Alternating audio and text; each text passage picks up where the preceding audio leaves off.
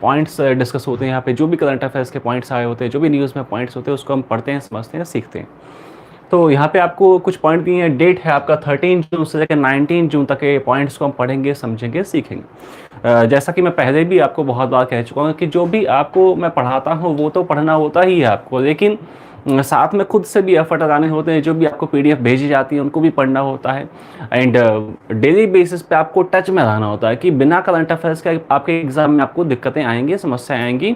और बहुत ज़्यादा आज के टाइम पे जो एग्जाम्स है बैंक का, तो बहुत ज़्यादा आपको करंट अफेयर्स पे बेस्ड एग्जाम, और वहाँ से बहुत पॉइंट्स आपको दिखाई देंगे। 20, 25, 30 तक आपको पॉइंट्स एग्जाम में दिखाई देंगे। तो 25-30 मार्क्स बहुत बड़ी बात होती है। एक एक मार्क्स से क्या होता है, आपका जो ज्वाइनिंग है, वो सिलेक्शन है, वो नहीं हो पाता है। तो मेहनत से जितना हो सके मेहनत आप जुट जाओ, लगा दो, चाहे मैथ्स है, रीजनिंग है, इंग्लिश है, करंट अफेयर्स है, जीके है, जीएस है, सब में जी जान से आप जुट जाओ, क्योंकि मेहनत आपको करने का मौका अगेन नहीं मिलेगा। आते हैं, समझते हैं पॉइंट्स में क्या है। तो कहा कि अभी आपको पता है कि श्रीलंका जो है वहाँ पे काफ़ी क्राइसिस हो रहा है, इकोनॉमिक क्राइसिस है, काफ़ी उनके पास दिक्कत समस्याओं का सामना करना पड़ रहा है उनको। तो यहाँ पे उससे ही जुड़ा कुछ पॉइंट आपको यहाँ पे दिया है कि हमने जो इंडिया है, गवर्नमेंट ऑफ इंडिया है, उन्होंने पीछे भी काफ़ी पैसा दिया है श्रीलंका को, अभी अगेन कुछ पैसा दिया है। तो कितना पैसा दिया, यहाँ पे दिया है 55 मिलियन आपका जो यूएसडी है वो इंडिया ने दिए हैं। किस काम में जो देश है श्रीलंका है उस पैसे का उपयोग करेगा, वो भी आपको यहाँ पे दिया है कि फर्टिलाइजर जो है उसका इंपोर्ट करेगा। जैसा कि मैंने एक वीडियो शूट किया था कि श्रीलंका में इकोनॉमिक क्राइसिस क्यों हुआ, आखिर क्या मुद्दा था, क्या बातें थी, क्या वो नहीं कर पाए, वहाँ पे क्या समस्याएं आ गई, तो उस पर मैंने सारा वहाँ पे आपको समझाया है। आप चाहें तो उसको पीछे आके देख सकते हैं, पढ़ सकते हैं, सुन सकते हैं। तो मैंने कहा था कि वहाँ पे क्या है कि उन्होंने क्या किया, ऑर्गेनिक खेती पे अपने आप को शिफ्ट किया। ऑर्गेनिक खेती पे जब शिफ्ट किया तो उनके पास समस्या ये हो गई कि आपकी उत्पादन उतना नहीं हो पाया, प्रोडक्शन उतना नहीं हो पाया। एंड साथ में आप कह सकते हो कि आपका जो इम्पोर्ट था, आपका फर्टिलाइजर्स का जो केमिकल्स का इंपोर्ट था, जो आपके जो जैसे खाद होती है, केमिकल खाद होती है, उसका इंपोर्ट उन्होंने बैन कर दिया, पाबंदियां लगा दी। अब उससे बड़ी दिक्कतें हो गई, समस्याएं हो गई। तो अगेन उन्होंने स्टार्ट किया है चीज़ों को। एंड यहाँ पे उसी के बारे में यहाँ पे दिया कि जो केमिकल फर्टिलाइजर्स हैं उसको इंपोर्ट करेंगे, लेकिन अब उनके पास पैसा नहीं बचा, फॉरेक्स नहीं बचा कि उनको इंपोर्ट कर पाएँ चीज़ों को। फर्टिलाइजर जो है, केमिकल खाद जो है, उसको मंगा नहीं सकते। दूसरे देशों से मंगाने के लिए क्या चाहिए, विदेशी पैसा, फॉरेक्स आपको देना पड़ेगा, यूएसडी में पेमेंट करनी पड़ेगी, या आपके पास यूएसडी होना चाहिए, या आपके पास गोल्ड होना चाहिए, सोना होना चाहिए, तब आप कहीं से कोई चीज़ मंगा पाएंगे। तो फॉरेक्स आपके पास होना अनिवार्य है। आरबीआई के पास बहुत सारा फॉरेक्स पड़ा हुआ है, 642 आपका बिलियन यूएसडी के आसपास आरबीआई के पास फॉरेक्स है, और दुनिया में चौथे रैंक पे इंडिया आता है फॉरेक्स के हिसाब से। ये थोड़ा सा एक्स्ट्रा इन्फॉर्मेशन मैंने आपको दिया है। तो कहा कि देखो उसी के बारे में यहाँ पे दिया है कि 55 मिलियन जो आपका यूएसडी है, मिलियन यूएसडी है, वो आपका जो श्रीलंका है वो उससे पैसे से फर्टिलाइजर्स को बाय करेगा दूसरे देशों से। उसके बाद में थोड़ा समझते हैं क्या पॉइंट यहाँ पे दिए हैं।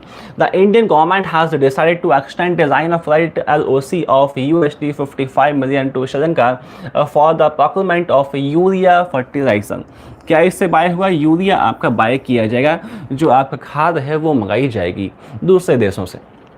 This credit line was extended in response to an urgent request from the government of Sri Lanka amid the ongoing economic crisis। आपको पता है कि श्रीलंका में क्या इकोनॉमिक क्राइसिस चल रहा है, तो उससे उन्होंने एकदम से मांग किया था कि इंडिया से कि हमें कुछ पैसा दीजिए ताकि हम खाद को तो मंगा पाएँ, जिससे उत्पादन हो पाए। उत्पादन होगा तो कुछ पैसा आएगा, और फिर आपका चीज़ें कुछ सही होने की उम्मीद बढ़ेगी। यदि उत्पादन ही नहीं होगा तो सब तो आपका, एक तो खाना ही नहीं होगा तो जनता के पास भी खाना नहीं होगा, कुछ बेच भी नहीं पाएंगे, तो सब कहानी खत्म हो जाएगी। समस्या यहीं पे है। This credit line will help Sri Lankan government to secure urea fertilizer for the ongoing paddy sowing yara season।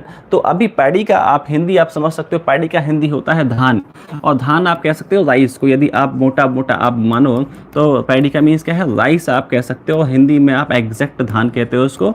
जो गाँव से जुड़े होंगे वो धान को समझते होंगे, मक्की को समझते होंगे, सारी बातों को समझते होंगे। तो जो पैडी का वहाँ पे सीजन चल रहा है, जिसको उनकी अपनी भाषा में यारा सीजन कहा जाता है, उससे जुड़ा यहाँ पे आपका जो उत्पादन गेहूं का, जो राइस का हो पाए, तो राइस अच्छा पैदा हो पाए, तो उसके लिए खाद चाहिए। तो उसके लिए इंडिया ने कुछ पैसा दिया। कितना पैसा दिया, 55 मिलियन यूएसडी दिए हैं इंडिया ने। दिए किसको दिए, श्रीलंका को दिए हैं, ताकि वो फर्टिलाइजर्स का इंपोर्ट कर सकें, खाद को मंगा सकें दूसरे देशों से। फटाफट से आगे बढ़ाते हैं, देखते हैं नेक्स्ट पॉइंट आपके सामने क्या दिया हुआ है। तो कहा कि जो केरल है उन्होंने आपका टॉप किया है किस मुद्दे पे टॉप किया है, क्या इंडेक्स है, क्या चीज़ें हैं। तो आपका एक इंडेक्स आप कह सकते हैं, एक आपका जो मुद्दा है national e governance service delivery, जो आपका मुद्दा है उसमें उन्होंने टॉप किया है। एंड जो आपकी सर्विसेज हैं, सेवाएं हैं, बहुत अच्छे से जो प्रशासन है, जो गवर्नमेंट उन्होंने अपनी जनता तक दी हैं। तो आपको पता है केरल में बहुत ज़्यादा एजुकेशन है, जनता पढ़ी लिखी है, साथ में आपके जो सीएम है, जो गवर्नमेंट है, वो भी बहुत बेहतर काम करती है। तो वही यहाँ पे दिखाई भी आपको दे रहा है। Kerala tops in national e governance service delivery assessment 2021। तो डाटा प्रेजेंट किया है, उसमें केरल ने टॉप किया। समझते हैं नीचे पॉइंट आपको क्या दिया है। Union minister doctor Jitendra Singh release the NESDA 2021 report which provide suggestion for the government to further enhance their e governance service delivery system. कहा कि देखो और चीज़ों को बेहतर बना सकते हैं, ये भी यहाँ पे सजेशंस दिए गए हैं, जो रिपोर्ट यहाँ पे जारी किया गया है। और जो सेंट्रल गवर्नमेंट में जो आपके मिनिस्टर हैं, कौन से मिनिस्टर हैं, डॉक्टर जितेंद्र सिंह जो मिनिस्टर हैं, उन्होंने ऐसा डाटा इशू किया है, उनकी साइड से डाटा इशू किया गया है। तो मिनिस्टर का नाम भी आपको थोड़ा सा आपको आइडिया होना चाहिए कि कौन से मिनिस्टर है।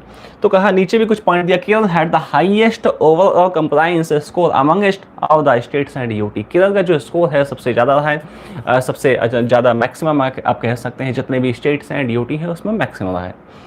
Punjab, Tamil Nadu and Rajasthan are the leading states with compliance of more than 75% across all parameters for their services portal। का इसके बाद जो आपका 75% से ऊपर जो पॉइंट्स रहे हैं, जो डाटा रहा है, वो पंजाब का रहा है, तमिलनाडु है, राजस्थान है, ये आपकी स्टेट्स का भी डाटा है, जो पॉइंट्स है वो अच्छे रहे हैं, 75% से ऊपर है।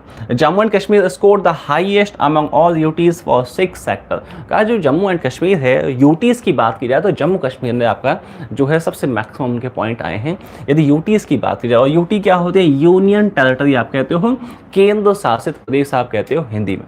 तो फटाफट से आगे बढ़े, उसके बाद देखते हैं नेक्स्ट पॉइंट आपके सामने क्या है। तो कहा कि जो आपका इंडिया है उसमें जो अनएम्प्लॉयमेंट रेट है वो आपका थोड़ा सा नीचे आ गया है, 4.2% पहुँच गया। अच्छी बात है, अनएम्प्लॉयमेंट तो कम होना चाहिए ना, अनएम्प्लॉयमेंट रेट कम होना चाहिए, डिक्रीज होना चाहिए। यदि ज़्यादा हुआ तो क्या होगा, अनएम्प्लॉय ज़्यादा है, इसका मीन्स ये है कि जॉब्स नहीं है। लेकिन अनएम्प्लॉयमेंट के जो परसेंटेज है वो कम है, तो मीन्स जॉब दे रही है गवर्नमेंट और वहाँ पर चीज़ें हो रही हैं और चीज़ें पॉजिटिव हैं। तो अनएम्प्लॉयमेंट की परसेंटेज नीचे होनी चाहिए, डिक्रीज होनी चाहिए। तो 4.2% हो गई है। जो डाटा है 2020 से 21 का भी जो गवर्नमेंट ने डाटा इशू किया है, 20 से 21 जुलाई से जून के बीच का जो डाटा है वो प्रेजेंट किया गया है। और भी कुछ पॉइंट यहाँ पे दिए हैं, समझते हैं पॉइंट क्या। As per the periodic labour force survey, जो आपका डिपार्टमेंट है, जो आपका ऑर्गेनाइजेशन है, तो उनका नाम है PLFS। उन्होंने आपका जो डाटा है वो इशू किया है, 2020 से 21 का जुलाई जून का डाटा आपका प्रेजेंट किया गया है। The unemployment rate of India has decline to 4.2% in 2020-21। तो आपका जो है अच्छी बात है, 4.2% पे आ गया है जो अनएम्प्लॉयमेंट का आपका परसेंटेज। इससे पीछे जो था वो भी दिया है आपको यहाँ पे, कि पीछे जो था 4.8% आपका जो ये पॉइंट था वो 4.8% पे था, अनएम्प्लॉयमेंट रेट 4.8% था, अभी कहाँ पे है 4.2% पे ये अनएम्प्लॉयमेंट रेट आ गया है। तो अच्छी बात, बहुत बढ़िया बात है, देश के लिए पॉजिटिव है। और भी कुछ पॉइंट दिए उनको भी समझते हैं क्या है। The labour force participation rate has been raised to 41.6%। कहा जो आपका लेबर फोर्स जो काम करने जाते हैं उनकी जो संख्या है वो बढ़ी है, 41.6% हो गई है। और इससे पहले जो आपकी लेबर फोर्स की जो पार्टिसिपेशन था वो 40.1% था। तो मीन्स काम करने जो जनता जाती है वो भी आपका परसेंटेज बढ़ा है। तो इसका मीन्स है कि जॉब्स बन रही हैं और जो काम मिल रहा है, अनएम्प्लॉयमेंट कम हो रहा है। दोनों आपके जो पॉइंट है आपस में इंटर रिलेटेड आप कह सकते हैं, जुड़े हुए हैं। एक पॉइंट नीचे दिया है, the PLFS provide quarterly updated for urban areas and an annual report for urban and rural areas. का जो आपका रिपोर्ट है वो समय समय पे आपकी जारी की जाती है एंड चीज़ें ध्यान में रखा जाता है। एनुअली आपका जो रिपोर्ट है प्रेजेंट करता है जो आपका डिपार्टमेंट है। फटाफट से आगे बढ़ा दें थोड़ा सा। तो नेक्स्ट पॉइंट आपके सामने है और नेक्स्ट पॉइंट आपका जो है वो आपका तमिलनाडु गवर्नमेंट से आपका जुड़ा हुआ पॉइंट यहाँ पे आपको दिया है। तो समझते हैं क्या पॉइंट आपको यहाँ पे दिया है। तो कहा कि तमिलनाडु जो गवर्नमेंट है उन्होंने आपका एक स्कीम स्टार्ट किया है और स्कीम का नाम जो है वो नाम बड़ा अच्छा सा नाम है। आप थोड़ा सा इसको याद रखना, थोड़ा सा टफ तो महसूस होगा बट थोड़ा सा ध्यान रख लेना एग्जाम में, जो हो सकता है कि आपको दिखाई दे जाए। तो नाम है एनुम एजुथम, ये स्कीम का नाम है। इस स्कीम में क्या हुआ, क्या बातें होंगी, वो सब नीचे आपको दिया है। कहा कि कौन से स्टेट गवर्नमेंट ने स्टार्ट किया है? तमिलनाडु स्टेट गवर्नमेंट ने स्टार्ट किया है। स्कीम का नाम क्या है? एनुम एजुथुम नाम से स्कीम है। क्या इससे होगा? तो कहा कि जो आपका कोविड के समय पे जो लर्निंग गैप आ गया बच्चों में, जो सीखने में समय वो 1-2 साल का समय सही से नहीं दे पाए, चीज़ों को नहीं सही से सीख पाए, उनको कंप्लीट किया जाएगा, उस गैप को फुलफिल किया जाएगा। कैसे? यहाँ पे कुछ पॉइंट आपको दिए। तो समझते हैं पॉइंट क्या। तमिलनाडु सीएम एम के स्टालिन, एम के स्टालिन अभी आपके तमिलनाडु के सीएम हैं और अभी वो दिल्ली विजिट पे भी आए थे। वहाँ पे उन्होंने जो स्कूल्स हैं उनको विजिट किया, देखा और उसके बाद अपने स्टेट में जाके कुछ अनाउंसमेंट किए एजुकेशन से जुड़े हुए। तो वहाँ पे कई सारे अनाउंसमेंट थे, तो अभी ये भी अनाउंसमेंट है। उससे पहले उन्होंने जो आपका ब्रेकफास्ट देने का भी अनाउंसमेंट किया था कि सुबह सुबह बच्चों को ब्रेकफास्ट हम देंगे अपने राज्य में, ऐसा भी बहुत बड़ा उन्होंने अनाउंसमेंट किया था।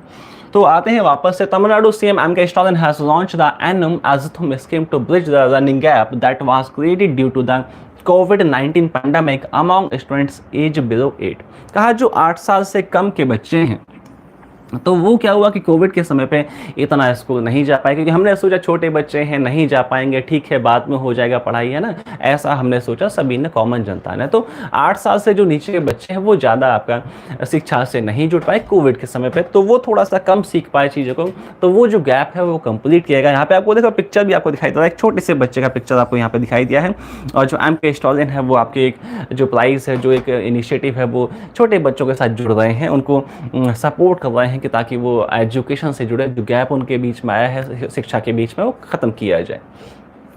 एम क्या है? To ensure foundational literacy and numeracy by 2025। 2025 तक क्या है कि जो एक स्टार्टिंग की जो अवस्था होती है, फाउंडेशन अवस्था होती है, जब बच्चा नया नया जाता है स्कूल में तो सीखता है वो ABCD 1 2 3 आ से अनार आ से आम, वो सब चीज़ें सीखता है। तो ये जो चीज़ें हैं वो आपका जो गैप आया है कोविड की वजह से, वो 2025 तक कंप्लीट कर सके गवर्नमेंट, और बच्चों को वापस से आपका शिक्षा में जोड़ सके, छोटे बच्चों को इंटरेस्ट बना सके और शिक्षा को बेहतर बनाया जा सके। Under this program, the Educational Department of State will provide the workbooks to students from classes 1 to 3। कहा कि इसमें क्या हुआ, क्लास 1 से 3 तक के जो बच्चे हैं उनको आपकी कुछ अच्छी किताबें, कुछ अच्छी वर्कबुक्स दी जाएंगी, जिससे जो शिक्षा है वो इंटरेस्टिंग बने और बच्चे जुड़े वहाँ पे। He has also announced ₹1,000 incentive for girl student। कहा जो लड़कियां हैं, जो बच्चियां हैं, छोटी बच्चियां हैं, उनको यहाँ पे कुछ आपका पैसा भी दिया जाएगा, और पैसा कितना होगा? 1,000 रुपये, आपके 1,000 रुपये के हिसाब से कुछ इंसेंटिव भी बच्चे को, छोटी बच्चियों को यहाँ पे दिया जाएगा, कि ताकि आप अपनी बेटियों को पढ़ाएं। बेटी बचाओ बेटी पढ़ाओ अभियान तो गवर्नमेंट का चलता ही है और बहुत टाइम से चल रहा है, तो वो भी यहाँ पे जोड़ा गया है। वो आप परस्यूइंग हायर एजुकेशन, जो आपकी लड़कियाँ ऐसी हैं, छोटी बच्चों के लिए नहीं है, यहाँ पे हायर एजुकेशन जो कर रहे हैं बच्चे, लड़कियां जो हैं वो BA कर रही हैं, BCom कर रही हैं, BSc कर रही हैं, ग्रेजुएशन कर रही हैं और उससे ऊपर चीज़ें पढ़ रही हैं, तो उनको यहाँ पे कुछ पैसा देने का अनाउंसमेंट किया गया है। अभी पंजाब में भी आपको पता है कि आम आदमी पार्टी जब इलेक्शंस में थी तो उन्होंने कहा था कि पंजाब में जितनी फीमेल्स है जो अनएम्प्लॉय हैं उनको 1,000 रुपीज़ देंगे हर महीने। अभी तक तो शायद कुछ ऐसा हुआ नहीं, बट आगे पक्का आम आदमी पार्टी आपके पंजाब में बहुत अच्छा आपने उसको मेजोरिटी दिया है, और आगे वो भी शायद जो स्कीम है वो अनाउंस करेंगे भगवंत मान आपके जो CM साहब है। फटाफट से आगे बढ़ा दें, नेक्स्ट पॉइंट पे देखते हैं क्या है। तो 1,000 रुपीज़ आपको हर महीने मिलेंगे, जो यदि आप फीमेल हैं तो और अनएम्प्लॉय हैं तो पंजाब में। ऐसा गवर्नमेंट, मुझे एक्सपेक्टेड है कि ऐसा होने वाला है, जल्दी ही अनाउंसमेंट ये भी होगा आपके लिए। बट 1,000 से क्या होगा आपके लिए? वो एक सपोर्ट है, एक सहारा है, ताकि आप एम्प्लॉय बन जाएं। ऐसा नहीं आप उस पर सोच के टेम्पर कि अब तो 1,000 रुपीज़ गवर्नमेंट हमें देगी, मजा आएगा, तो खाएंगे पीएंगे, ऐसा नहीं। उसके लिए उसका मीन्स ये कि आपके लिए कोई मानो कोचिंग करना है, कोई आपको फॉर्म आ गया है तो उसमें कुछ बुक्स देनी है आपको, उसमें कुछ आपको सपोर्ट देगा, उसमें आपको फ़ायदा होगा। फटाफट से आते हैं आगे। तो यहाँ पे तमिलनाडु है एंड पश्चिम बंगाल है, दोनों राज्यों से जुड़ा हुआ कुछ पॉइंट आपको दिया हुआ है। तो आपके जो स्टेट है, दोनों स्टेट्स का नाम आपको पता होना चाहिए। तमिलनाडु है एंड साथ में पश्चिम बंगाल है। मुद्दा क्या है उसको समझते हैं, क्या मुद्दा है। तो कहा Tamil Nadu pips West Bengal to become the largest state in terms of outstanding micro finance loan portfolio. कहा कि देखो जो जितना आपका लोन दिया गया है, जितना छोटे जो फाइनेंस कंपनियां होती हैं उन्होंने लोन दिया है, छोटे जो ग्रुप्स होते हैं, छोटे जो आदमी होते हैं उनको कुछ सपोर्ट दिया जाता है, कुछ लोन के रूप में अमाउंट दिया गया ताकि वो अपना कुछ छोटा मोटा बिजनेस बना सकें। तो वो उसके हिसाब से यदि चेक किया जाए तो तमिलनाडु ने पश्चिम बंगाल को पीछे छोड़ दिया है, और उसकी बात यहाँ पे पिप्स का मीन्स होता है पीछे छोड़ देना, ओवरटेक कर देना। देखो नीचे दिया भी है शायद आपको, Tamil Nadu replace West Bengal to become the largest state in terms of outstanding portfolio of micro finance loan. तो माइक्रो फाइनेंस आपका जो होता है उसके हिसाब से तमिलनाडु नंबर 1 पे आ गया है, पश्चिम बंगाल नंबर 2 पे पहुंच गया है। समझते देखो अमाउंट भी यहाँ पे दिया है, कितना कितना हो गया है तो वो भी आपको दिया हुआ है। यहाँ पे जो पश्चिम बंगाल है 34,016 CR है, एंड जो बिहार है 35,941 CR है, एंड नीचे आपको तमिलनाडु का दिया है आपका देखो नीचे 36,806 CR। ये रुपीज़ में सारी अमाउंट है, यूएसडी में नहीं है, ये भी थोड़ा सा आपको ध्यान रखना है। अपने स्टेट का डाटा है तो रुपीज़ में आएगा, यदि इंटरनेशनल डाटा है तो वो यूएसडी में आपको दिखाई देगा। उस और भी थोड़ा सा इन्फॉर्मेशन दिया, बट वो काम का नहीं है, इतना आपके लिए काफ़ी है कि कौन सा स्टेट है, कौन कौन से स्टेट का कितना कितना रुपीज़ में आपका जो माइक्रो फाइनेंस का डाटा है वो है, और नंबर 1 पे कौन पहुँच गया है, किसको पीछे छोड़ा। तमिलनाडु नंबर 1 पे है, और पीछे किसको छोड़ा है, पश्चिम बंगाल को पीछे छोड़ दिया है। आते हैं फटाफट से आगे, चाइना से जुड़ा एक पॉइंट आपको यहाँ पे दिया है। यदि आप न्यूज़ पढ़ते हो, इंटरनेशनल न्यूज़ पढ़ते हो, चाइना ना हो न्यूज़ में ऐसा तो हो ही नहीं सकता। और चाइना और रशिया क्या है आज के टाइम पे बहुत सारी बातें कर रहे हैं, और चाइना तो न्यूज़ में बना ही रहेगा, कोई ना कोई बात पे आपको चाइना दिखाई देगा ही। तो यहाँ पे भी एक मुद्दा आपको दिया है, तो क्या मुद्दा है कि चाइना जो है एंड रशिया जो है उन्होंने आपका एक ब्रिज बनाया है, एंड उसका यहाँ पे उद्घाटन किया है, वो न्यूज़ में यहाँ पे आया है। उसके बारे में थोड़ा सा इन्फॉर्मेशन यहाँ पे आपको दिया हुआ है। Russia and China unveiled the first road bridge between the two countries and Moscow pivot to Asia amid its confrontation with the West over Ukraine। कहा भी यूक्रेन से विवाद चल रहा है, उसके आपके विवाद के समय युद्ध चल रहा है रशिया का, उसके बीच में ही आपका जो ये अनाउंसमेंट हुआ, ये उद्घाटन किया गया है, ये आपका मीडिया में दिया गया है। तो कहा कि दोनों देशों ने एक ब्रिज बनाया है, उसके बारे में कुछ इन्फॉर्मेशन आपको यहाँ पे दिया है नीचे। The kilometer-long bridge over the Amur River links the far eastern Russian city of Vladivostok with है इन नॉर्दर्न चाइना। चाइना में एक जगह है नाम से, और रशिया में एक जगह है आपका ब्रागो वॉशेंस्क नाम की जगह है। तो आपका रशिया से चाइना को जोड़ेगा ये जो ब्रिज है। 1 किलोमीटर के आसपास इस ब्रिज की लंबाई रहेगी, और साथ में कौन सी नदी पे है, एम्बुल आपकी जो नदी है उस पर ये ब्रिज बनाएगा। तो सारी इन्फॉर्मेशन आपको एक पॉइंट में कहाँ से कहाँ तक जोड़ रहा है, कितना लंबा है, कौन सी नदी पे बना है, सारा इन्फॉर्मेशन आपको यहाँ पे पॉइंट में मिल जाएगा। कभी कभी ऐसा होता है कि एग्जाम में हेडलाइन ना देके नीचे कुछ पॉइंट्स को पूछ देगा, तो आप फंस जाओगे। तो यहाँ पे क्या है, सब कुछ आपको देगा, तो हम आपको देंगे, जिससे क्या वो आप फंसोगे नहीं, एग्जाम में बना के आओगे पॉइंट को। आते हैं फटाफट से आगे। The construction of the bridge was completed 2 years ago but its inauguration was postponed due to the corona virus pandemic. कहा कि देखो बंद तो 2 साल पहले ही गया था, बट जो आपका उद्घाटन है, इनॉग्रेशन है, वो आपका बीच में लटका हुआ था।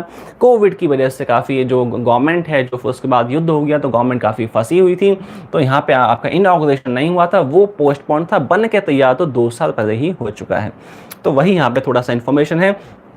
कोस्टिंग कितना आया है वो भी यहाँ पे आपको दिया है। जैसे कहा इंटरनेशनल डाटा है तो आपका यूएसडी में होगा, 328 मिलियन यूएसडी में आपका जो है ये ब्रिज बन के आपका तैयार हुआ है। फटाफट से आगे बढ़ते हैं, देखते हैं आगे पॉइंट क्या है आपके सामने। तो कहा नेक्स्ट पॉइंट आपको चाइना से जुड़ा एक और पॉइंट आपको यहाँ पर दिया है। जैसे मैंने कहा चाइना तो होगा ही होगा, यदि आप न्यूज़ पढ़ रहे हैं, चाइना ना हो तो आपको कोई साइंस ही नहीं है। कोई आपका कहीं ना कहीं तो वो पॉइंट आपको दिखाएगा, और अपनी जो बादशाहत है वो कायम करने की कोशिश करता ही है। और चाइना आपको पता है वहाँ काफ़ी मजबूत हो रहा है, हमें भी अपने आप को मजबूत बनाना चाहिए, हम भी अपने आप को मजबूत बना रहे हैं, ऐसी बात नहीं है। धीमे धीमे हम भी, इंडिया भी आगे बढ़ रहा है, बट चाइना बहुत तेजी से आगे बढ़ रहा है। तो चाइना ने क्या किया है कि China release world's most detailed moon map, moon का मैप बना के दे दिया है। आप जो पढ़ते हो मैप कहाँ का, वो आप अपनी अर्थ का मैप पढ़ते हो, लेकिन आप सोचिए चाइना ने मून का मैप बनाकर प्रेजेंट कर दिया। आप सोचिए अपने आप में कितनी बड़ी बात है कि मून पे क्या क्या है, कहाँ कहाँ पे कौन कौन सी चीज़ें हैं, कैसे कैसे हैं, तो वो अपने आप में चाइना ने दुनिया के सामने प्रेजेंट कर दिया। आपको दिखाई भी दिया है, छोटा सा पिक्चर आपको यहाँ पे दिखाई भी दिया है कि मून का मैप चाइना ने प्रेजेंट किया। अपने आप में बहुत बड़ी बात है भाई। आप अर्थ का मैप आपके पास है, लेकिन आप सोचिए कि मून का मैप पहली बार ऐसा हुआ कि आउटसाइड अर्थ आपका किसी का मैप को डिज़ाइन किया गया है। बहुत अपने आप में अच्छी बात है, बड़ी बात है, ऐतिहासिक बात है मानव सभ्यता के लिए। China has released a new geological map of the moon, which it says it is the most detailed to the date. कहा कि चाइना ने जो आपका मैप है वो प्रेजेंट किया, कहा कि आज तक का सबसे अपडेटेड मैप है ये जो हमने प्रेजेंट किया है। साथ में कुछ और भी इन्फॉर्मेशन यहाँ पे आपको दिया है। The new map which has details of craters and structures not chartered before will assist in further research of the moon. आगे जो आपकी खोजबीन होगी, छानबीन होगी, R&D होगा मून पर, तो उसमें ये जो मैप है वो सहयोग देगा। कहाँ पे क्रेटर्स हैं, कहाँ पे क्या है, कहाँ पे माउंटेन है, क्या पे चीज़ें हैं, वो सब यहाँ पे दिया हुआ है। USGS Astrology Science Center had for the first time mapped the classified the entire lunar surface in the collaboration with the NASA and the Lunar Planetary Institute in 2020। तो दो तीन संस्थाएं हैं, एक तो नासा है, साथ में आपका ल्यूनर प्लैनेटरी इंस्टीट्यूट है, साथ में आपका USGS एस्ट्रोलॉजी साइंस सेंटर है। इन तीनों संस्थानों ने मिलकर, इन तीनों का संस्थाओं ने मिलकर मैप को डिज़ाइन किया है। थोड़ा सा हेल्प यहाँ पे नासा का भी दिया गया है। तो मैप को डिज़ाइन का एक कंबाइंड रूप से किया गया है और इतिहास दुनिया के लिए, मानव के लिए अच्छा एक प्रेजेंट किया गया है कि सभी उस साइंटिस्ट जो है फ़ायदा उठा सकते हैं। The new map was first published in a Chinese science journal Science Bulletin। तो चाइना की एक साइंस आपकी मैगजीन है, तो वहाँ पे इसको, पत्रिका है, तो वहाँ पे इसको प्रेजेंट किया गया है, फर्स्ट टाइम वहाँ पे दिखाया गया है इसको। फटाफट से आगे बढ़ाते हैं, समझते हैं नेक्स्ट आपके सामने क्या है। तो इक्वाडोर है आपकी इंटरनेशनल न्यूज़ है, UN से जुड़ा हुआ कुछ पॉइंट आपको है, UNSC से जुड़ा हुआ कुछ पॉइंट आपको यहाँ पे दिया हुआ है। UNSC की बात पीछे भी कई बार हो चुकी है, यूनाइटेड नेशंस सिक्योरिटी काउंसिल की यहाँ पे कुछ बातें हो चुकी हैं पहले भी। तो कहा UNSC में जो है नॉन परमानेंट मेंबर्स आपके जो है वो चेंज हो गए हैं। Ecuador, Japan, Malta, Mozambique, Swiss, ये आपके इलेक्ट हो गए हैं as a non permanent member UNSC में, यूनाइटेड नेशंस सिक्योरिटी काउंसिल। आपको थोड़ा सा मैं इन्फॉर्मेशन दे दूं कि 5 तो आपके क्या है परमानेंट मेंबर हैं UNSC में, और 10 क्या है आपके नॉन परमानेंट मेंबर हैं UNSC में। ये थोड़ा सा आपको ध्यान रखना है।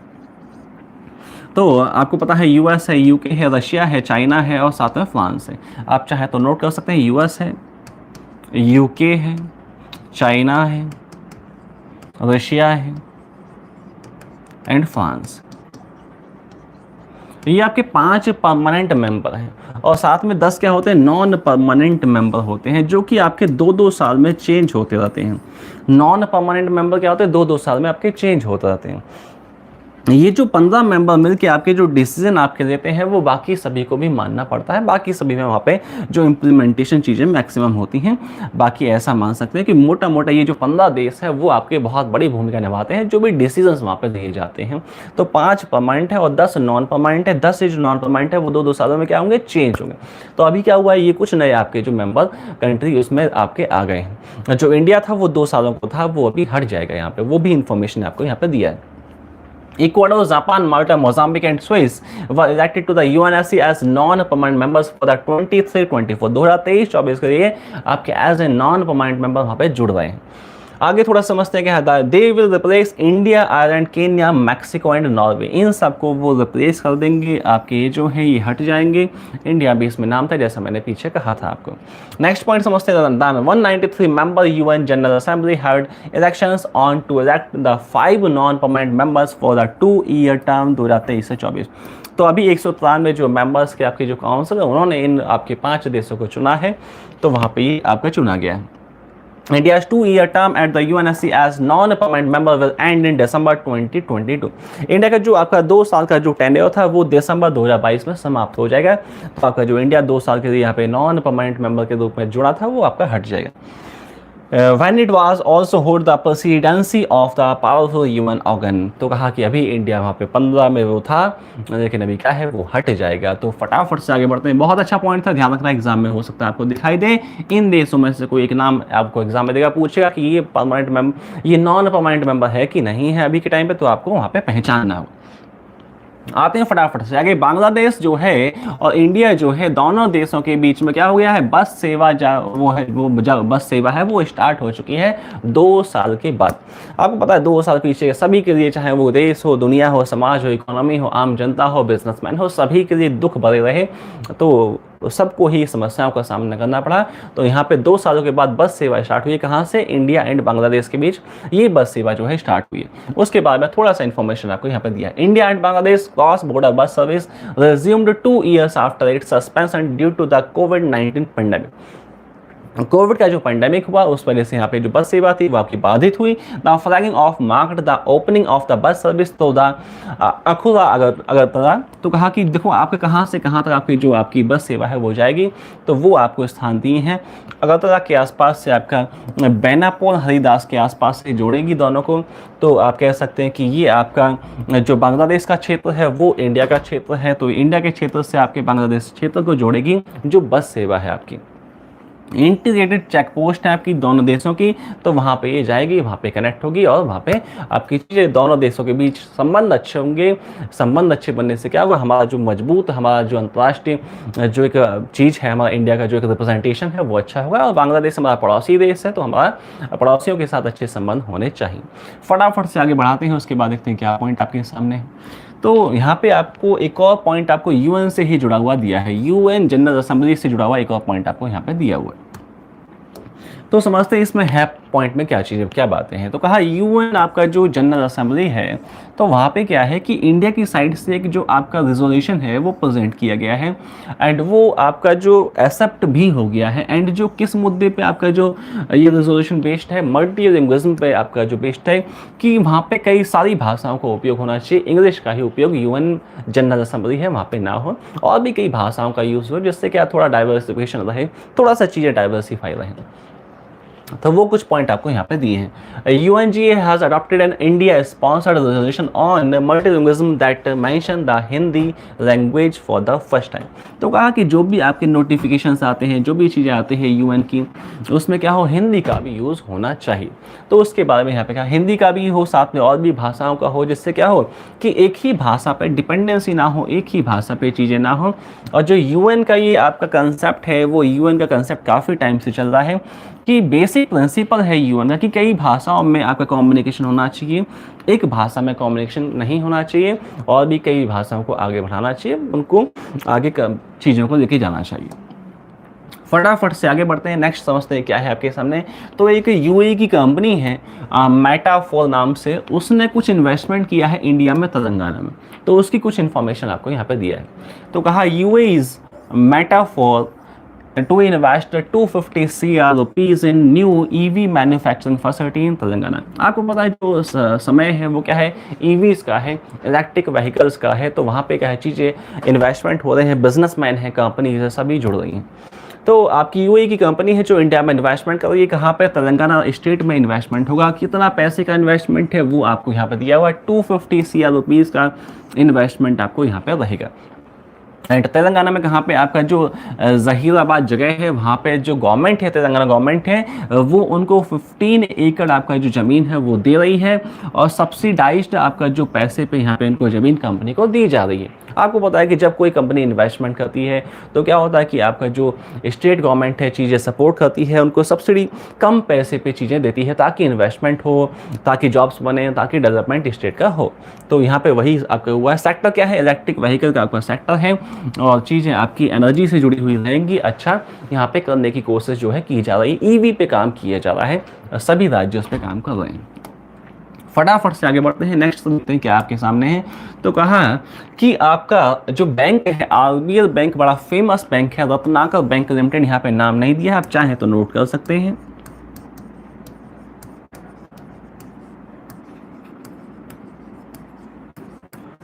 तो यहाँ पे एक अपॉइंटमेंट आपको दिया है, एमडी एंड सीईओ बन गए हैं रत्नाकर बैंक लिमिटेड के, तो उनका यहाँ पे पॉइंट आपको दिया है।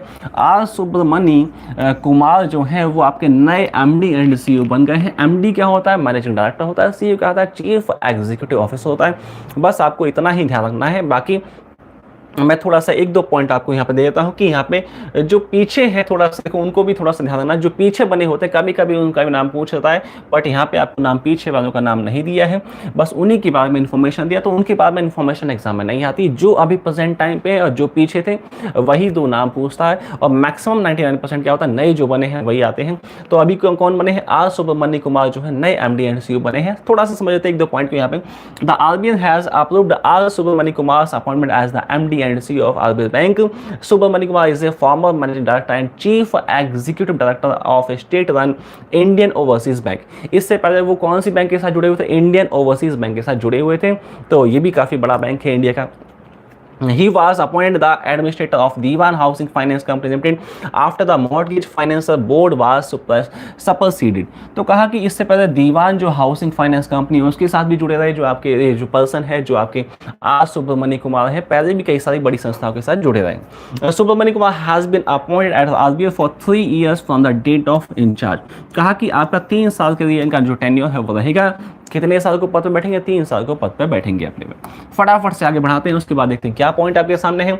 तो यहाँ पे एक आपका यूएस से जुड़ा हुआ कुछ पॉइंट आपके सामने है। यूएस के जो प्रेसिडेंट हैं जो बाइडेन, तो उनकी आपके जो बोर्ड में कुछ एक इंडियन आपके यहाँ पे जुड़ गए हैं। उनके जो आपका असिस्टेंट्स आप कह सकते हैं, उनके असिस्टेंट के रूप में कोई मिनिस्ट्री में आपकी इंडियन जुड़ी है, उनका नाम यहाँ पे आपको दिया है। आरती प्रभाकर जो हैं वो आपकी जुड़ गई हैं आपका जो बाइडेन का जो बोर्ड है उसके साथ, यहाँ पे मिनिस्ट्री के साथ जुड़ गई हैं। Appointed as the science advisor बन गई हैं। साइंस एडवाइजर बन गई, बहुत बड़ा अपने आप में पद है। जितना भी साइंस से जुड़ी चीज़ें होंगी उन पे वो एडवाइस करेंगी जो बाइडेन को, जो कि यूएस के प्रेसिडेंट हैं।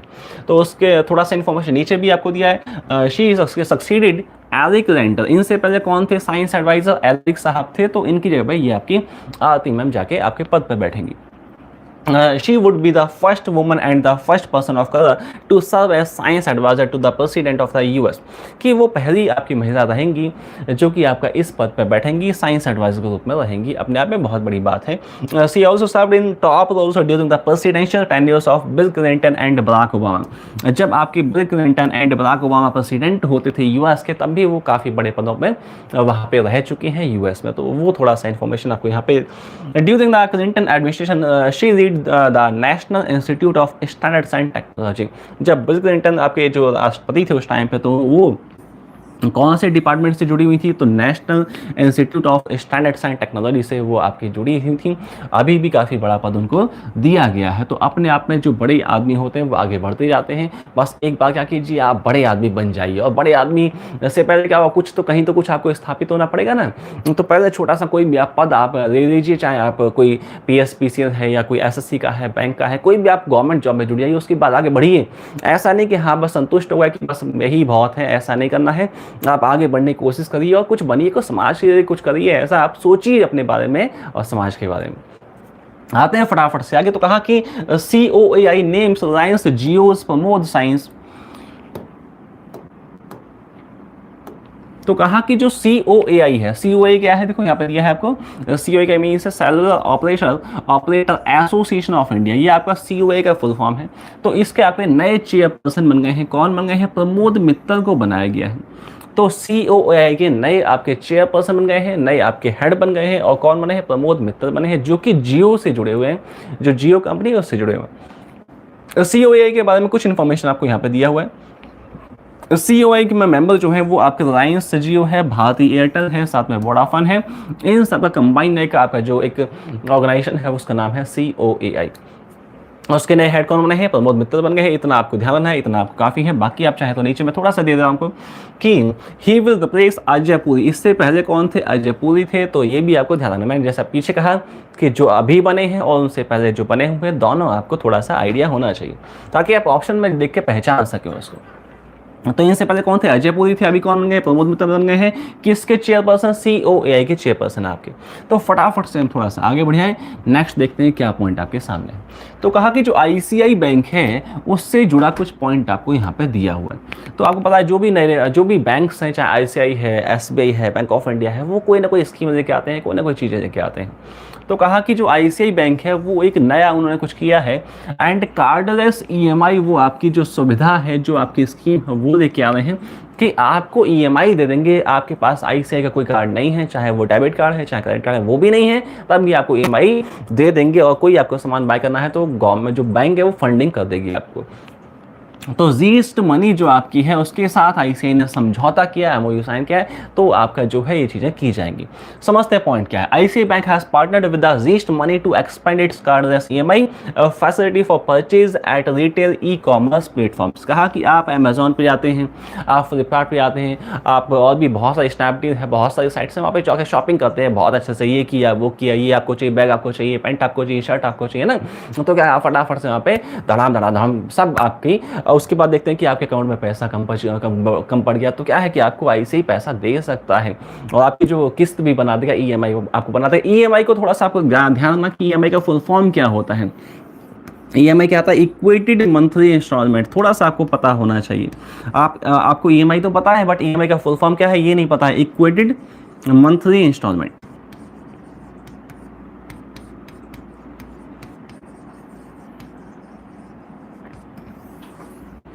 तो यहाँ पे इक्वल नहीं है, थोड़ा सा ये ध्यान रखना कि इक्वेटेड है, इक्वल नहीं है। इक्वल से ही इक्वेटेड बना है कि समान आपकी किस्तें होंगी। किस्त आपकी समान ही तो होती है, 1500 की तो हमेशा 1500 की होगी, 2100 की तो 2100 की होगी, ऐसा नहीं अभी तो 2100 की बाद में 1400 की, ऐसा नहीं होगा, समान होगी, इक्वल होंगी। तो वहीं से बना है। तो आपका जो आईसीआई बैंक है जीस्ट मनी के साथ समझौता किया है, टाइप किया है, किस मुद्दे पे? कार्डलेस ईएमआई आपको देगा आईसीआई बैंक। फटाफट से आगे 10 लाख रुपए तक आपका जो है यहाँ पे आपको ईएमआई दी जा सकती है। काफी बड़ी अमाउंट है, आप सोचिए कि काफी बड़ी अमाउंट आपको यहाँ पे दे रहे हैं। आगे थोड़ा सा बढ़े तो किसान क्रेडिट कार्ड से जुड़ा लास्ट टाइम भी हमने एक पॉइंट समझा था, यहाँ पे भी आपको एक पॉइंट दिया है। किसान क्रेडिट कार्ड के जो भी आपके पॉइंट है थोड़ा सा आपको उसको ध्यान रखना है और हो सके तो एक जगह पॉइंट को उसको बना देना है। तो कहा कि Indian bank launches A digital renewal scheme for किसान क्रेडिट कार्ड। जो आपका इंडियन बैंक है उन्होंने ऐसा सिस्टम डिजाइन किया है जिससे आपका जो किसान क्रेडिट कार्ड है यदि वो एक्सपायर हो गया है तो आप उसके जो उसका प्लेटफॉर्म है इंडियन बैंक का, वहाँ पे जाएंगे और डिजिटली जो आपका कार्ड है वो ओके हो जाएगा, ऑन हो जाएगा। वहाँ पे थोड़ा सा उसी के बारे में थोड़ा सा यहाँ पे दिया हुआ है। Indian Bank launched its KCC digital renewal scheme, enabling customer to renew their Kisan credit card accounts via digital modes.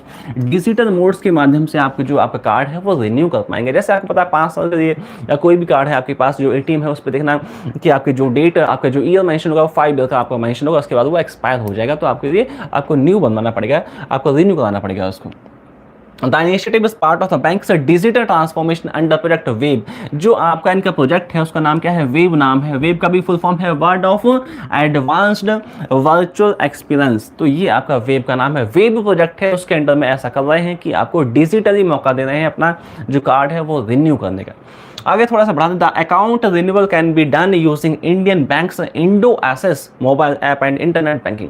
आप उनका जो ऐप है इंडो एसेस नाम से आपका जो ऐप है उससे भी आप अपना जो कार्ड है केसीसी कार्ड है उसको एक्टिवेट कर सकते हैं।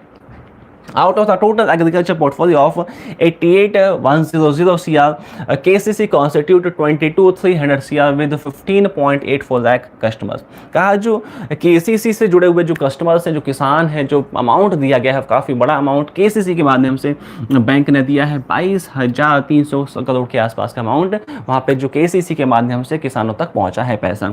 और लगभग 15 लाख के आसपास जो आपके जो कस्टमर है किसान है वो जुड़े हुए हैं KCC के साथ में। तो आपने आपका KCC अपने बहुत बड़ी स्कीम है इंडिया की, तो उसका भी थोड़ा सा आपको डाटा यहाँ पे दिया हुआ था।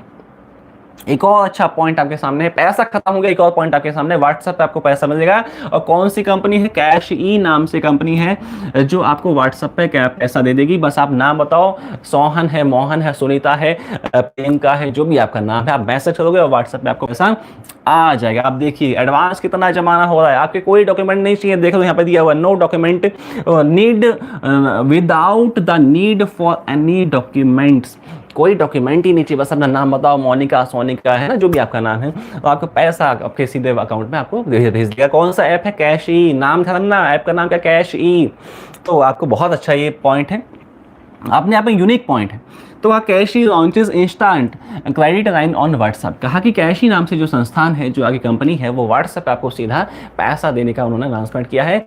एंड कोई डॉक्यूमेंटेशन नहीं चाहिए, आप ऐप डाउनलोड कीजिए एंड अपना नाम बताइए, उसके हिसाब से उनका जो इंटरलिंक है, आपस में चीज़ें उनकी जॉइंट है, इंटरलिंक है, तो उसके माध्यम से उन चीज़ों को वेरीफाई करेंगे और आपको पैसा दे देंगे। क्या नाम है? कैश ई नाम से आपका जो कंपनी है, संस्था है, वो ये कर रही है और व्हाट्सएप पे क्या देगी? आपको पैसा पहुंचाएगी, पैसा देगी। फटाफट से आगे बढ़ते हैं, नेक्स्ट पॉइंट देखते हैं क्या आपके सामने दिया हुआ है। तो कहा कि एक और आपको अपॉइंटमेंट यहाँ पे दिए हैं। तो कहा कि आरबीआई यहाँ पे जो है, आपकी जो आरबीआई में कुछ अपॉइंटमेंट यहाँ पे आपको दिए गए हैं। तो यहाँ पे देखो 3-4 नाम यहाँ पे आपको दिए गए हैं। तो RBI appointed Anand Mahindra and Venu Srinivasan to RBI board. RBI के बोर्ड में कुछ नए पर्सन जुड़े हैं, उनके नाम आपको यहाँ पे दिए। कुछ और भी नाम है नीचे दिए हुए हैं। तो आनंद जो गवर्नमेंट ऑफ इंडिया है, उन्होंने अपॉइंटमेंट किया है, उन्होंने नॉमिनेशन किया है, उन्होंने अपनी तरफ से नामित किया है। किसने? गवर्नमेंट ऑफ इंडिया ने, कि आप जाके आरबीआई में बैठेंगे। कौन कौन से नाम है? देखो, आनंद गोपाल महिंद्रा है, जो कि महिंद्रा ग्रुप के आपके चेयरमैन हैं। साथ में आपके वेणु श्रीनिवासन है, जो टीवीएस मोटर के चेयरमैन हैं। पंकज रामना भाई पटेल है, जो आपका जाइडस लाइफ साइंस के चेयरमैन हैं। साथ में आपके रविंद्र ढोलकिया है, जो IIM अहमदाबाद के एक्स फैकल्टी रहे हैं। ये चारों जो पर्सन हैं वो आरबीआई के बोर्ड में जाके जुड़ेंगे। As a non official part time director के रूप में वो आपके पद को संभालेंगे। तो अपने आप में बहुत बड़े अपॉइंटमेंट है। आरबीआई के बोर्ड में कोई अपॉइंटमेंट होता है, वो एग्जाम में आपको पूछेगा ही पूछेगा, इसको आपको ध्यान रखना ही रखना। मैं अगेन इसको वेरी इंपॉर्टेंट कर देता हूँ, वेरी वेरी इंपॉर्टेंट है। जो भी आप एग्जाम देंगे, तो आरबीआई का बोर्ड, बैंक के एग्जाम होते हैं, तो वहां पे बैंकिंग की जो पॉइंट्स है वो आते ही हैं। फटाफट से आगे बढ़ा दें। उसके बाद थोड़ा सा आगे देखें क्या है आपके सामने। एचडीएफसी बैंक से जुड़ा कुछ पॉइंट है। एंड एक और कंपनी है 100XVC नाम से कंपनी है, उसके साथ टाइप किया है यहाँ पे।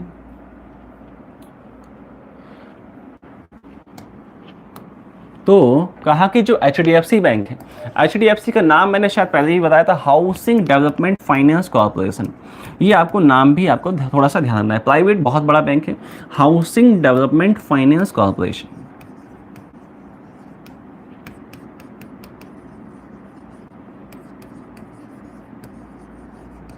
तो कहा जो एचडीएफसी बैंक है वो प्राइवेट बैंक है।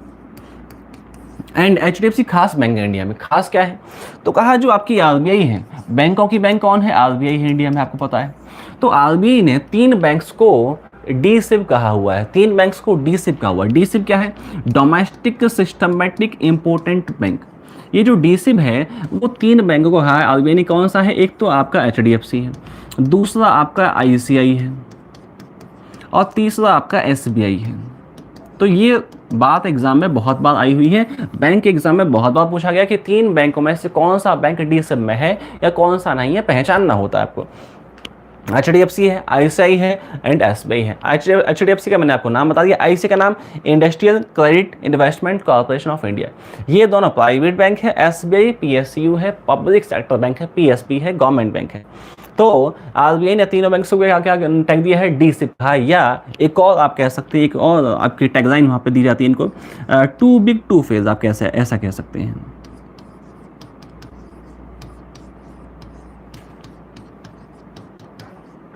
कि इतने बड़े हैं कि बंद आसानी से नहीं हो सकते हैं। टू बिग टू फेल भी 3 बैंक्स को कहा जाता है, आरबीआई ने कहा है। वो तो तीनों यही हैं, या तो डीसिब पूछेगा या टू बिग टू फेल पूछेगा, तो तीनों में से एक ऑप्शन वहाँ पे दिया होगा। बहुत इंपॉर्टेंट अच्छा पॉइंट है, एग्जाम में आपको दिखाई देता है। आते हैं वापस से पॉइंट पे। तो एचडीएफसी जो बैंक है, उन्होंने 100XVC जो नाम से अपनी संस्था है, उनके साथ टाइप किया है। किस मुद्दे पर टाइप है? जो स्टार्टअप्स हैं, जो नए बिजनेस हैं, उनको सपोर्ट किया जाएगा। जो नए बिजनेसमैन है, जो नए एंटरप्रेन्योर्स हैं, उनको सपोर्ट किया जाएगा। उनकी बातें यहाँ पे हो रही हैं। The bank has also read the provision of its comprehensive package of specialised service and facilities customised for startups branded as smart up. तो एक आपका जो स्कीम का नाम है, जो ब्रांड का नाम है, वो क्या दिया है? स्मार्ट अप नाम से ब्रांड का नाम दिया है। आपका जो एक मैसेज, आप जैसे आईबीटी है या कोई भी XYZ है, तो वहाँ पे जो चीज़ें एक टाइटल आपको देना पड़ेगा, तो वहाँ पे क्या दिया है? स्मार्ट अप नाम से टाइटल वहाँ पे दिया गया है। The bank will also assess startups for investment and zone extension opportunities, which is recommended by 100x.vc।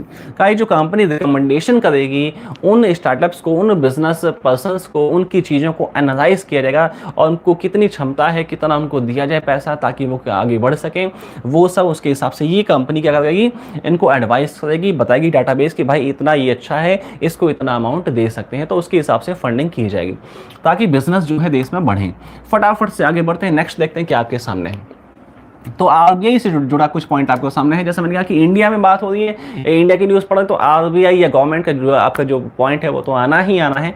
एक और पॉइंट आपको आरबीआई से जुड़ा हुआ है। आरबीआई ने जो है वो मास्टर कार्ड पे क्या किया था, पाबंदियां लगाया था, कुछ सैंक्शंस लगाया था, कुछ रेस्ट्रिक्शंस लगा दिया था, उनको हटाया है अभी। आपको पता है कि आरबीआई के हिसाब से यदि कोई कंपनी, कोई फाइनेंस कंपनी या कोई बैंक काम नहीं करती है, या कोई कोऑपरेटिव बैंक है, कोई पीएसबी है, प्राइवेट है, फॉरवर्ड बैंक, कोई भी बैंक है कैसे भी टाइप का है, या कोई फाइनेंस कंपनी है काम नहीं करती है, तो आरबीआई उस पर पाबंदियां लगा सकती है, चाहे तो लाइसेंस भी खत्म कर सकती है। बहुत सारे छोटे बैंक्स का लाइसेंस आरबीआई खत्म कर चुकी है। तो वही यहाँ पे जो मास्टर कार्ड है बहुत बड़ी कंपनी है, मास्टर कार्ड यूएस की कंपनी है। मास्टर कार्ड आपने अपना जो एटीएम है वो ध्यान से देखा होगा तो वहाँ पे क्या होगा, साइड में या तो मास्टर कार्ड में लिखा होगा, या वीज़ा लिखा होगा, या एक और शब्द वहाँ पे लिखा हो सकता है, रुपए आपका वहाँ पे लिखा हो सकता है। तो कहा कि जो रुपए है, वीज़ा है, मास्टर कार्ड है, ये क्या है, सिक्योरिटी प्रोवाइड करते हैं, जो सिस्टम होता है उसको सिक्योरिटी देते हैं। तो master card and visa US की कंपनी है जो सिक्योरिटी देती है, गेटवेज है जो सिक्योरिटी देते हैं, रुपए इंडियन है जो अभी एनपीसीआई ने डिज़ाइन किया उसको, और जो सिक्योरिटी देता है चीज़ों को, सिस्टम को, पेमेंट एंड सेटलमेंट का जो सिस्टम है उसका। तो उसी के बारे में थोड़ा सा बात किया है। तो मास्टर कार्ड पे कुछ पाबंदियां लगाई थी आरबीआई ने, उनको हटा दिया है। यदि आप सही से नहीं काम करेंगे, थोड़ा सा आप कम, जो आरबीआई की गाइडलाइंस हैं उनको नहीं मानेंगे, आप उनके हिसाब से काम नहीं करेंगे, तो आरबीआई पाबंदी लगा सकती है आप पे, उसकी पैसे पावर है। तो समझते हैं पॉइंट क्या है। The RBI had imposed restriction on Mastercard Asia Pacific PT Limited from onboarding new domestic customers on to its card network from July 2021। कहा जो नए कार्ड कस्टमर्स थे उन पे आपका जो मास्टर कार्ड जो था वो इंडिया में चीज़ें नहीं कर पा रहा था। जुलाई 22 के आसपास से पाबंदियाँ थी, अभी इनको हटा दिया गया है। रीजंस फॉर द रेस्ट्रिक्शन क्या थे कि क्यों लगाया पाबंदियां, for non compliance with the RBI circular dated April 6, 2018 on storage of payment system data. का जो आपका स्टोरेज डाटा होता है उस पर थोड़ा सा जो आरबीआई की गाइडलाइंस थी उनके हिसाब से चीज़ें नहीं था मास्टर कार्ड की, तो मास्टर कार्ड को यहाँ पे पाबंदियां लगाया गया था इस वजह से। फटाफट से आगे बढ़ जाएं, हम नेक्स्ट पॉइंट देखते हैं क्या है। तो रेलवे जो मिनिस्टर हैं उनसे जुड़ा हुआ कुछ पॉइंट आपको यहाँ पे दिया हुआ है। अभी न्यूज़ में आप देख रहे हैं कि काफ़ी आपका हंगामा है, एंड अग्निपथ नाम से जो स्कीम आई है, अग्निवीर नाम से जो स्कीम आई है, वो आपका वहाँ पे काफ़ी हंगामा हो रहा है। इंडिया में यूपी है, बिहार है, और भी कई राज्यों में काफ़ी मुद्दे चल रहे हैं, काफ़ी समस्याओं को सामना करना पड़ रहा है गवर्नमेंट को। तो आपका रेलवे जो है वो अभी भी समस्या में थोड़ा सा घिरा हुआ है। यूपी बिहार में बहुत सारी ट्रेनें जो है कैंसिल हो चुकी हैं, तो थोड़ा सा अभी सेंसिटिव आपकी समस्या चल रही है।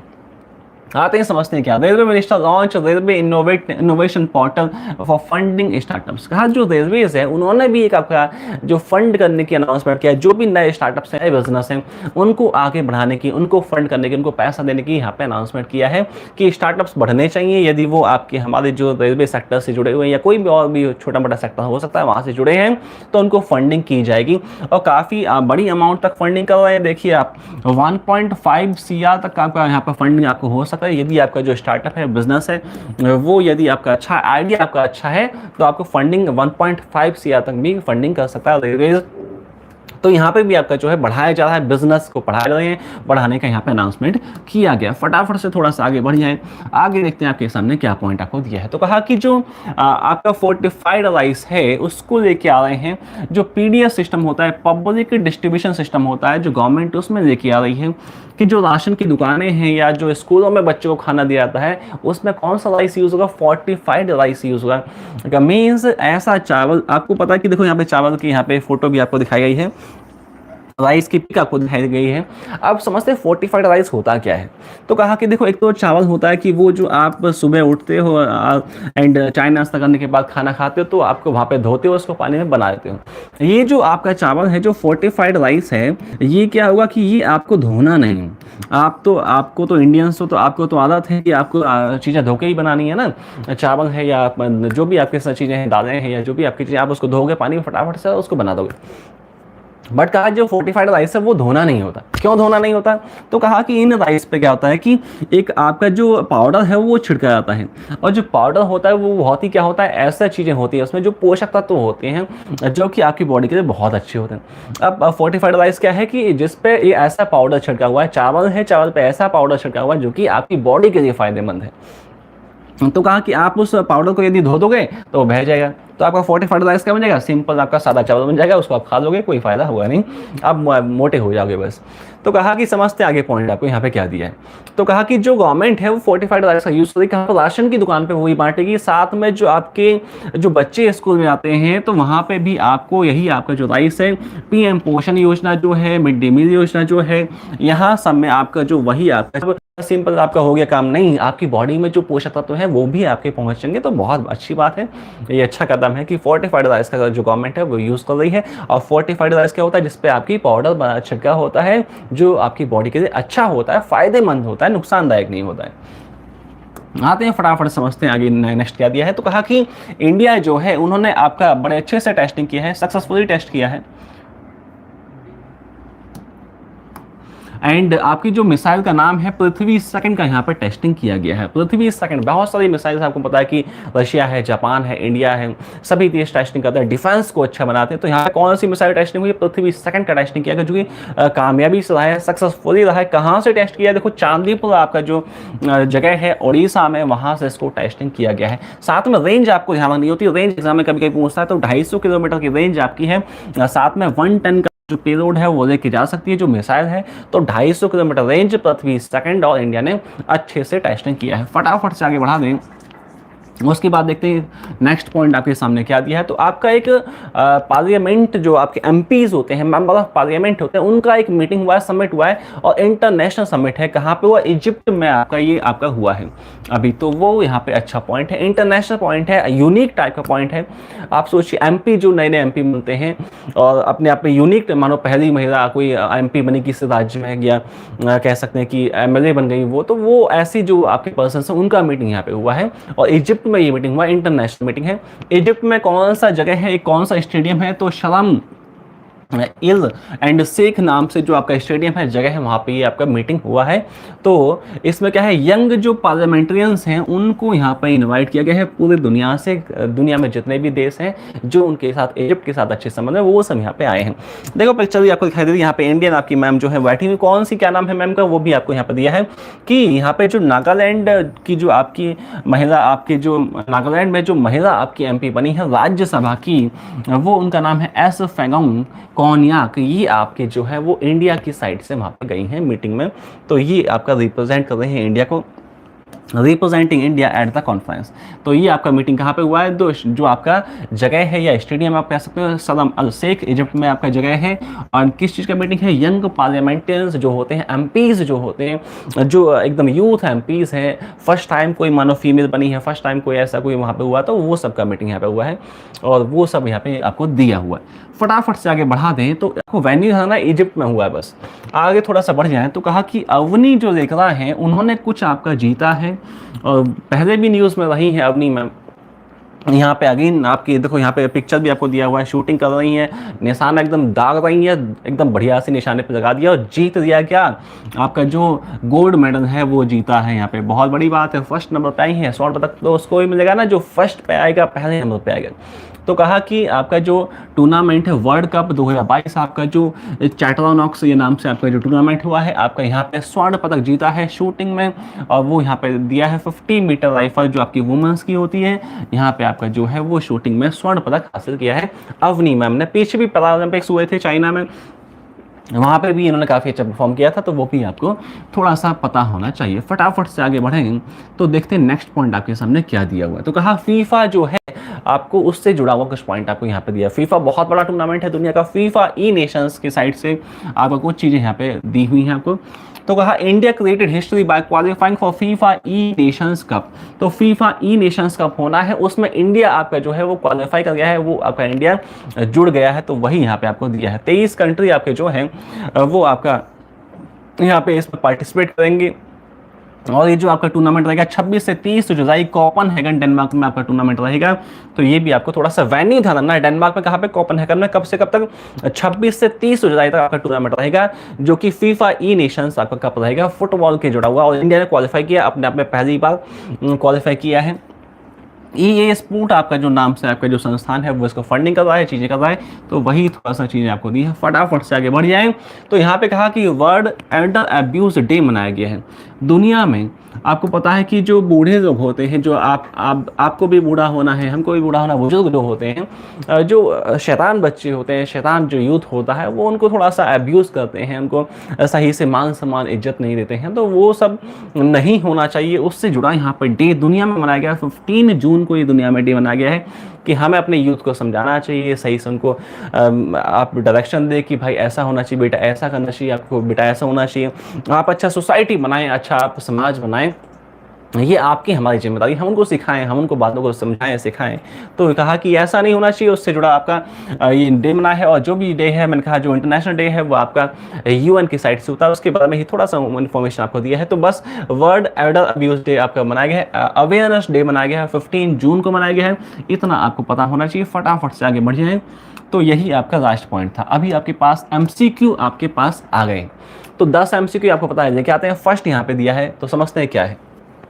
Dash tops national e governance service delivery assessment 2021 का ई गवर्नेंस का जो डाटा आया था उसमें टॉप पे कौन था? केरल था। उसमें कहाँ पे ऑप्शन है? सी में दिया है, सी ऑप्शन आपका सही हुआ, क्योंकि हमने कहा था कि सबसे ज़्यादा पढ़े लिखे कहाँ पे है, वहीं पे केरल में है।